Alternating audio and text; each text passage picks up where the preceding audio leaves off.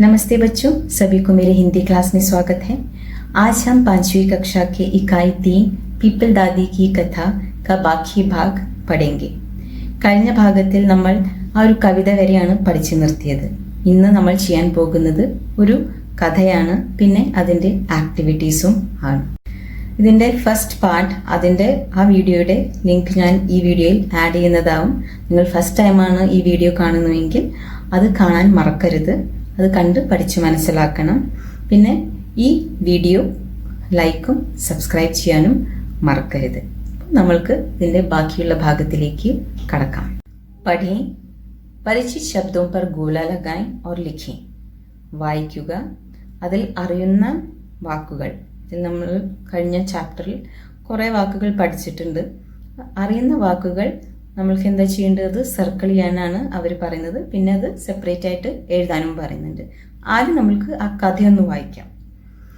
മനോജ് 11 साल का लड़का, घर में पिताजी, माताजी और दादी, गांव में नदी के पास एक छोटा घर, घर के पीछे पहाड़, वहाँ के जंगल में हाथी, भालू, लोमड़ी, हिरन आदि जानवर, घर के सामने पीपल, कटहल आदि के पेड़.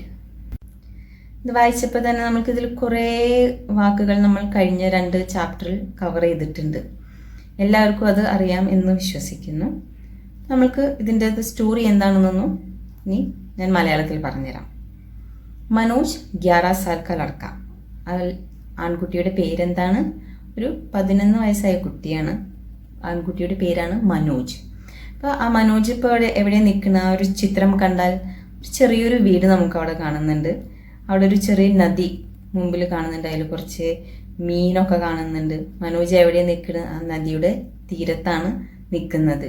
വീടിൻ്റെ പിന്നാലെ എന്താ കാണുന്നത്?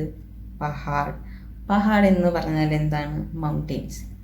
അവിടെ ആ മൗണ്ടെയിനും കാണുന്നുണ്ട്. പിന്നെ കുറേ മരങ്ങളും ഒക്കെ കാണുന്നുണ്ട്. ചെറിയൊരു വീടാണ്. മനോജ് 11 साल का लड़का. മനോജ് ഒരു 11 വയസ്സായ ആൺകുട്ടിയാണ്. ലടക്ക എന്ന് പറഞ്ഞാൽ ആൺകുട്ടി. घर में पिताजी, माताजी और दादी, വീട്ടിലാരൊക്കെ ഉണ്ട്? പിതാജി അച്ഛൻ, മാതാജി അമ്മ, ദാദി എന്ന് പറഞ്ഞാൽ മുത്തശ്ശി. गांव में नदी के पास एक छोटा घर, അവരുടെ വീട് എവിടെയാണ്? ആ നദിയുടെ അടുത്താണ് അവരൊരു ചെറിയ വീട്. ഛോട്ട എന്ന് പറഞ്ഞാൽ ചെറിയ ഒരു വീടാണ്. എവിടെയാണ് അവരുടെ? ആ നദിയുടെ അടുത്ത്. ഘർ കെ പീछे പഹാഡ്, വീടിന്റെ പിന്നാലെ എന്താ? ആ ചിത്രത്തിൽ തന്നെ നമുക്ക് കാണാമല്ലോ, ഒരു പർവ്വതം. വീടിന്റെ പിന്നാലെ എന്താണത്? പർവ്വതം. വഹാ കി ജംഗൽ മേ ഹാത്തി, ഭാലു, ലോംഡി, ഹിരൺ ആദി ജാൻവർ, ആ പർവ്വതത്തിന്റെ അവിടെ ഒരു വനമുണ്ട്. ജംഗൽ എന്ന് പറഞ്ഞാൽ വനം.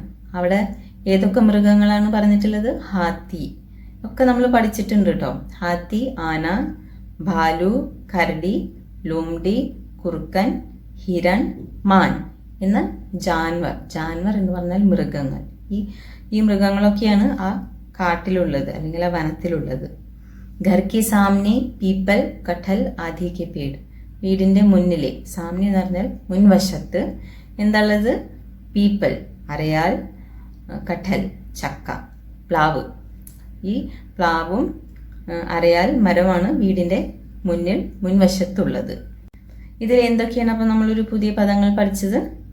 ലഡ്ക ആൺകുട്ടി, പഹാഡ് പർവ്വതം, ഗാം ഗ്രാമം, നദി തന്നെ, ഛോട്ട ചെറുത്, ജംഗൽ വനം, ജാൻവർ മൃഗം, സാമനെ മുൻവശത്ത്.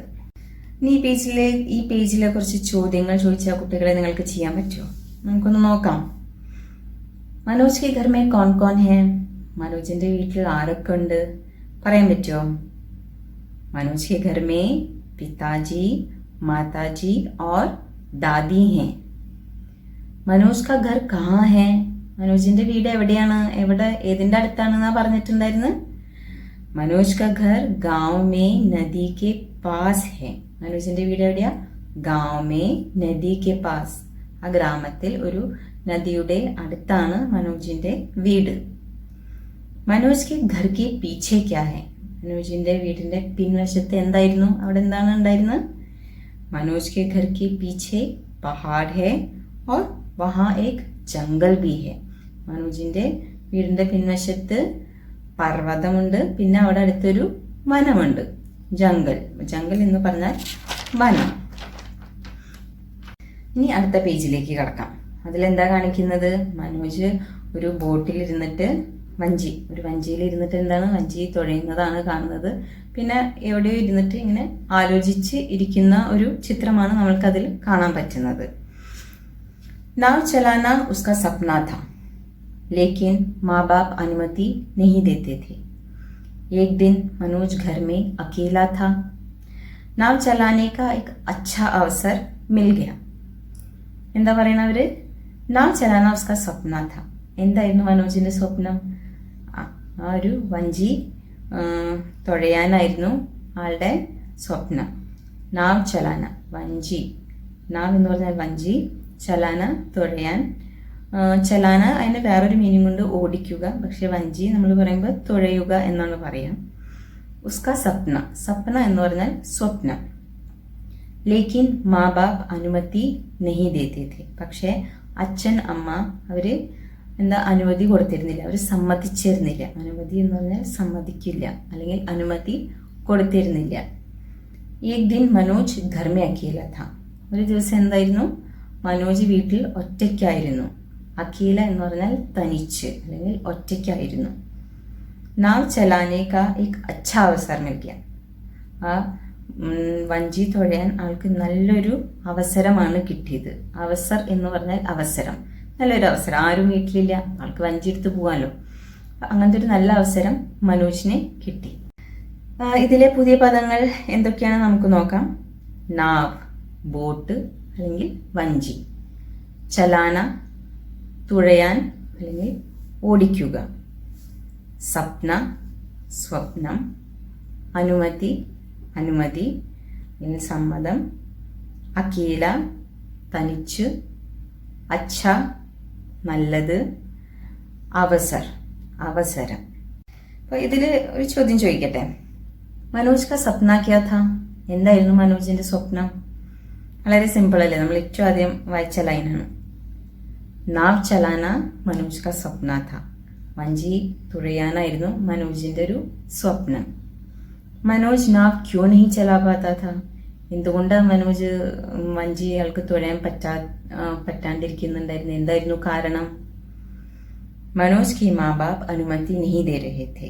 മനോജിന്റെ അച്ഛനും അമ്മയും സമ്മതിക്കുന്നുണ്ടായിരുന്നില്ല, ഒരു അനുമതി കൊടുക്കുന്നുണ്ടായിരുന്നില്ല. അതാണ് മനോജ് വഞ്ചി ഓടിക്കാണ്ട് ഇങ്ങനെ ഇരുന്നിരുന്നത്. അതൊരു സ്വപ്നമായിട്ട് മാത്രം മനോജിന്റെ ഇരുന്നിരുന്നു. അടുത്ത ചിത്രം നോക്കാം. അതിലെന്താ കാണുന്നത്? മനോജ് വഞ്ചി തുഴയുന്നതാണ് കാണിക്കുന്നത്. താഴെ എന്താണ്? വഞ്ചി പൊട്ടിയ ആള് വെള്ളത്തിൽ വീഴുന്നതും കാണുന്നുണ്ട്. അപ്പൊ എന്തോ സംഭവിച്ചു. എന്താ സംഭവിച്ചെന്ന് നമുക്കൊന്ന് വായിക്കാം.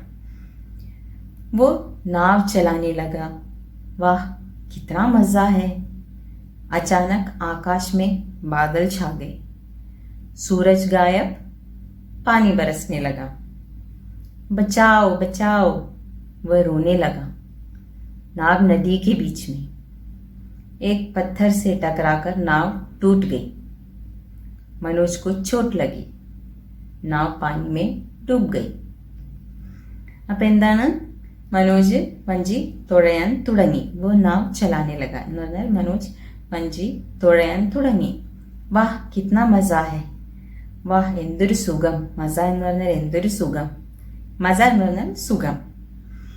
അച്ചാനക് ആകാശ് മേ ബാദൽ ഛാ ഗയി. അച്ചാനക് എന്ന് പറഞ്ഞാൽ പെട്ടെന്ന്. ആകാശ് ആകാശം. ബാദൽ മേഘം. പെട്ടെന്ന് എന്തായിരുന്നു? ആകാശത്ത് ആകെ മേഘം എന്ന് പറഞ്ഞാൽ മഴക്കാറായി ഭയങ്കരമായിട്ട് പെട്ടെന്ന്. സൂരജ് ഗായബ്. സൂര്യൻ എന്തായി? ഗായബ്, അപ്രത്യക്ഷമായി. സൂര്യനും കാണാനില്ല, കാരണം ആകെ മേഘമല്ലേ, അവിടെ നിറച്ചും ക്ലൗഡ്സ് ആയില്ലേ. പാനി ബരസ്നെ ലഗ. പാനി ബരസ്നെ ലഗ എന്ന് പറഞ്ഞാൽ മഴ പെയ്തു തുടങ്ങി എന്നാണ് ഉദ്ദേശിക്കുന്നത്. പാനി എന്ന് പറഞ്ഞാൽ വെള്ളം. മഴ പെയ്തു തുടങ്ങി. ബരസ്ന പെയ്യുക. അപ്പൊ മഴ പെയ്തു തുടങ്ങി. ബച്ചാവോ ബച്ചാവോ വ റോനെ ലഗ. ബച്ചാവ് എന്ന് പറഞ്ഞാൽ രക്ഷിക്കൂ. എന്താണ്? റോനെ എന്ന് പറഞ്ഞാൽ കരയാൻ തുടങ്ങി. മനോജ് അങ്ങനെ രക്ഷിക്കൂ രക്ഷിക്കൂ എന്ന് പറഞ്ഞ് കരയാൻ തുടങ്ങി. നാവ് നദി കെ ബീച്ച്. എന്താണ്? വഞ്ചി ആ നദിയുടെ നടുക്കിലാണ്. ബീച്ച് എന്ന് പറഞ്ഞാൽ നടുക്കിൽ. ഏക് പത്ഥർ മേ ടക്കറാക്കർ നാവ് ടൂട്ട് ഗയി. അവിടെ എന്തായിരുന്നു? ഒരു പത്ഥർ എന്ന് പറഞ്ഞൊരു കല്ലുണ്ടായിരുന്നു. അതെന്താ? ടക്കറാന എന്ന് പറഞ്ഞാൽ കൂട്ടിമുട്ടി. ആ വഞ്ചി പോയിട്ട് ആ കല്ലുമ്മൽ കൂട്ടിമുട്ടി. എന്നിട്ട് എന്ത് സംഭവിച്ചു? നമ്മുടെ വഞ്ചി എന്തായി? പൊട്ടിപ്പോയി.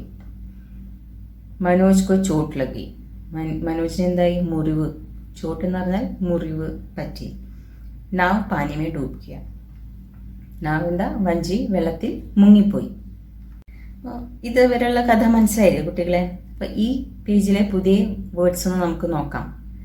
മസ, സുഖം, അചാനക്, പെട്ടെന്ന്, ആകാശ്, ആകാശം, ബാദൽ, മേഘം, ഗായബ്, അപ്രത്യക്ഷമായി, ബരസ്നെ, പെയ്യുക, റോനെ, കരയാൻ, ബീച്ച്, നടുക്കിൽ, പത്ഥർ, കല്ല്, ടക്കറാക്കർ, കൂട്ടിമുട്ടി, ടൂട്ട്, പൊട്ടുക, ഡൂബ്, മുങ്ങി. ഇതിൽ കുറച്ച് ചോദ്യങ്ങൾ നോക്കാം. നാവ് ചലാത്തെ സമയ അച്ചാനക് ക്യാ ഹുവ. മനോജ് മറ്റേ വഞ്ചി ഇങ്ങനെ തുഴയുമ്പം പെട്ടെന്ന് എന്താണ് സംഭവിച്ചത്? എന്തായിരുന്നു പെട്ടെന്ന് സംഭവിച്ചത്? नाव चलाते समय आकाश में बादल छा गए, सूरज गायब और पानी बरसने लगे. എന്തായിരുന്നു? ആകെ ക്ലൗഡ്സ് ആയി, സൂര്യൻ അപ്രത്യക്ഷമായി, മഴ പെയ്തു തുടങ്ങി. പെട്ടെന്നല്ലേ അത് സംഭവിച്ചത്? നാവ് കേസെ ടൂട്ട് ഗയി. എങ്ങനെയാണ് ആളുടെ വഞ്ചി പൊട്ടിയത്? പത്ഥർ മേ ടക്കറാക്കർ നാവ് ടൂട്ട് ഗയി. ഒരു കല്ലുണ്ടായിരുന്നു, കല്ലിൽ കൂട്ടിമുട്ടിയപ്പം ആ ബോട്ട്, ആ വഞ്ചി പൊട്ടിപ്പോയി. ലാസ്റ്റ് പേജാണ്. चिल्लाहट सुनकर कई लोग आए. मनोज पूरी ताकत के साथ तैरने लगा. किनारे पहुंचते ही थक गया. उसको देखकर माँ बाप खुश हुए. घर की ओर चलते चलते उसको माँ बाप की बातें याद आई. എന്താണ് സംഭവിച്ചത്? ചില്ലാഹട്ട് സുൻകർ, ആള് അലറി വിളിക്കുന്നത് കേട്ടിട്ട് എല്ലാവരും അവിടേക്ക് കുറെ ആൾക്കാർ അവിടെ എത്തിപ്പെട്ടു. മനോജ് പൂരി താക്കത്ത് കെ സാത്ത് തേർനെ ലഗ. മനോജ് എന്താ ചെയ്ത്? മനോജിന്റെ എല്ലാ ശക്തി വെച്ചിട്ട്, താക്കത്ത് പറഞ്ഞ എല്ലാ ശക്തി ഫുള്ളും, പൂരി എന്ന് പറഞ്ഞാൽ പൂർണ്ണമായിട്ടുള്ള ശക്തി വെച്ചിട്ട് ആള് നീന്തി തുടങ്ങി. തേർന എന്ന് പറഞ്ഞാൽ നീന്തുക. കിനാരെ പਹੁഞ്ചത്തെ ഹി തക് ഗയ. അതിന്റെ തീരത്ത്, നമ്മുടെ നദിയുടെ തീരത്ത് എത്തുമ്പോഴേക്കും ആള് ആകെ ക്ഷീണിച്ചു പോയി. തക്ന എന്ന് പറഞ്ഞാൽ ക്ഷീണിതനായി. കിനാര എന്ന് പറഞ്ഞാൽ ആ നദിയുടെ തീരത്ത് എന്നാണ് ഉദ്ദേശിക്കുന്നത്. പहुंचना എന്ന് പറഞ്ഞാൽ എത്തിച്ചേർന്നപ്പോൾ. ഉസ്കോ ദേക്കർ മാ ബാപ് ഖുഷ് ഹുए. മനോജിനെ കണ്ടപ്പോൾ മനോജിന്റെ അച്ഛനും അമ്മയ്ക്കും സന്തോഷമായി. ഖുഷ് എന്ന് പറഞ്ഞാൽ സന്തോഷം. घर की ओर चलते चलते उसको माँ बाप की बातें याद आई. വീട്ടിലേക്ക് ഇങ്ങനെ നടന്നു പോകുമ്പം ആൾക്ക് മനോജിന്റെ അച്ഛനും അമ്മയും പറഞ്ഞതൊക്കെ ഓർമ്മ വന്നു. ഓർത്തുകൊണ്ടാണ് പോകുന്നത്. ഈ കഥയിൽ നിന്ന് നമ്മൾക്ക് എന്താ മനസ്സിലാകുന്നത്? നമ്മൾ അച്ഛനും അമ്മയും പറയുന്നത് അനുസരിക്കണം, അല്ലെങ്കിൽ ഇങ്ങനെ പ്രശ്നങ്ങളും അതിലൊക്കെ പോയി നമ്മൾ പെട്ടുപോകും. കുട്ടികളെല്ലാവരും അച്ഛനും അമ്മയും പറഞ്ഞത് നല്ല കുട്ടികളായിട്ട് അനുസരിക്കണം. ഇതിലെ കുറച്ച് പുതിയ പദങ്ങൾ നമ്മൾക്ക് നോക്കാം.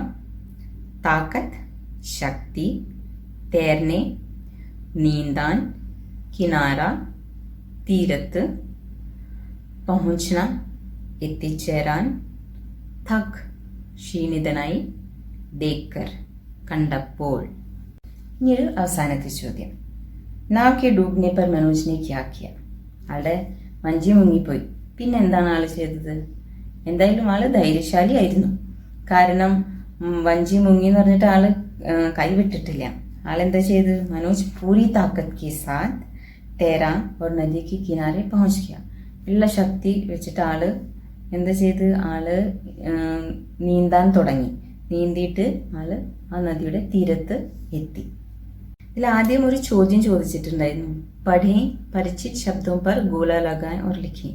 ഇതിൽ ഏതൊക്കെയാണ് നമ്മൾക്ക് അറിയുന്ന വാക്കുകൾ? കുറേ വാക്കുകളുണ്ട്. നമ്മൾ കഴിഞ്ഞ ചാപ്റ്ററിലും യൂണിറ്റ്സിലൊക്കെ പഠിച്ച കുറേ വാക്കുകളുണ്ട്. ഏതൊക്കെയാണ്? 11 11 ലടക്ക, പിതാജി, മാതാജി, ദാദി. ദാദി നമ്മൾ ഈ ഒരു ചാപ്റ്ററിൽ തന്നെ ഇപ്പോൾ പഠിച്ചു. ഗാവ്, പിന്നെ ഘർ, ജംഗൽ, ഹാത്തി, ഭാലു, ലോംഡി, ഹിരൺ, പീപ്പിൾ, കഠൽ. അടുത്ത പേജിൽ ഏതാണ് പുതിയ നമ്മൾ ഓൾറെഡി പഠിച്ചിട്ടുള്ളത്? മാ ബാപ്പ്. ബാക്കിയൊക്കെ ഒരുവിധം എനിക്ക് തോന്നുന്നു ഇപ്രാവശ്യം നമ്മൾ പഠിച്ചിട്ടുള്ള വാക്ക്. അടുത്ത പേജിൽ ഏതൊക്കെയാണ്? ആകാശ്, ബാദൽ, സൂരജ്, പാനി. ഇതുകൂടാണ്ട് നിങ്ങൾക്ക് അറിയുന്ന ഏതെങ്കിലും വാക്കുകൾ ഇതിൽ ഉണ്ടെങ്കിൽ അതും അണ്ടർലൈൻ ചെയ്തിട്ട് അല്ലെങ്കിൽ സർക്കിൾ ചെയ്തിട്ട് സെപ്പറേറ്റ് ആയിട്ട് എഴുതാവുന്നതേ ഉള്ളൂ. അതോടുകൂടി ഈ കഥ ഇവിടെ അവസാനിക്കുന്നു. അപ്പോൾ ഈ കഥയിലെ കുറച്ച് ചോദ്യങ്ങളും പുതിയ പദങ്ങളും നമ്മളെല്ലാവരും പഠിച്ചു. എല്ലാവർക്കും മനസ്സിലായി എന്ന് വിശ്വസിക്കുന്നു. നിങ്ങൾക്ക് എന്തെങ്കിലും ഡൗട്ട്സ് ഉണ്ടെങ്കിൽ നിങ്ങൾക്ക് എൻ്റെ കമൻറ്റ് ബോക്സിൽ സെൻഡ് ചെയ്യാവുന്നതാണ്. ഞാനത് കണ്ട് അതിന് എന്തായാലും റിപ്ലൈ തരുന്നതാകും. അപ്പോൾ ഇനി അടുത്ത ക്ലാസ്സിൽ നമുക്ക് പുതിയ പാഠവുമായി പിന്നെയും തിരിച്ച് കണ്ടുമുട്ടാം. ആദ്യമായിട്ട് നിങ്ങൾ എൻ്റെ ചാനൽ കാണുന്നുവെങ്കിൽ ഇത് സബ്സ്ക്രൈബും ലൈക്ക് ചെയ്യാനും മറക്കരുത്. So till then, take care and bye.